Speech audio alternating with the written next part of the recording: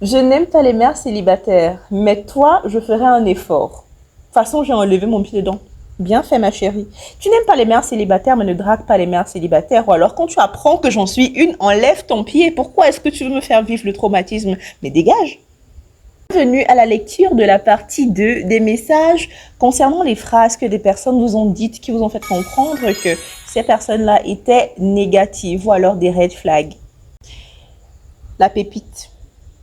Arrange-toi à ne pas tomber enceinte, sinon quand tu accouches, je prends mon enfant et c'est fini entre toi et moi. Pardon. Déjà, monsieur, arrange-toi à ne pas t'engager dans des relations avec les filles des gens. Ou alors, arrange-toi à porter un préservatif. Ou alors à investir dans des plans de contraception. La vasectomie, tu connais?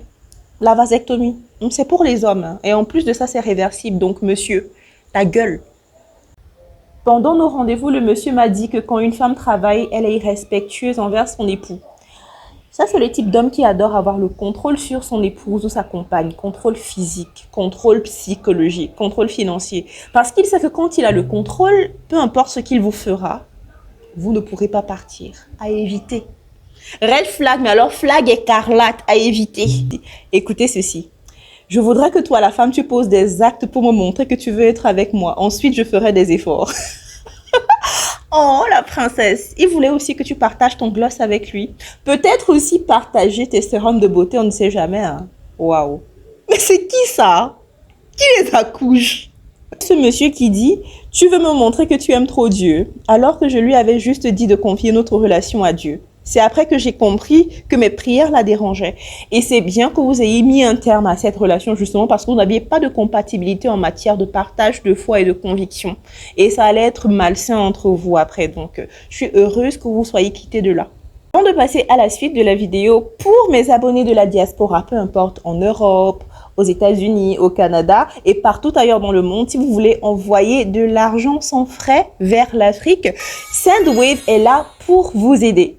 En plus, l'application est totalement pratique. Elle vous permet d'envoyer de l'argent directement vers le mobile money ou l'Orange Money de votre destinataire.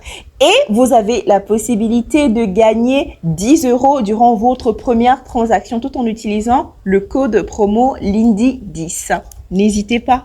Allez, on passe à la suite. Puis le monsieur m'a dit, si tu peux accepter l'infidélité, je t'épouse sans hésiter. Ah ouais. Tellement je suis choquée, les mots me manquent en fait. C'est qui ça? En fait, le monsieur ne porte pas de gants. Il vous dit directement, je suis un homme infidèle et si vous ne pouvez pas vivre avec... Mais au moins, ça a le mérite d'être honnête. D'accord? Ça a le mérite d'être honnête. Mais à quel prix? L'impolitesse. Il y a un jeune homme sur Instagram qui a dit, pour ma part, c'était pas dans des paroles. Mais un jour, j'étais avec ma copine au centre commercial et j'ai croisé un de mes potes. Je l'ai présenté à mon pote comme étant ma copine et elle a renié et elle a dit qu'on était juste des amis. Depuis, les choses n'étaient plus comme avant, mais avec raison en fait. En fait, elle t'a juste montré clairement qu'elle ne te considérait pas comme quelqu'un qui était digne d'être en couple avec elle. J'espère que tu es sorti de la relation parce que de la même manière dont les hommes savent être toxiques avec des femmes aussi sont souvent toxiques avec des personnes et c'est immérité.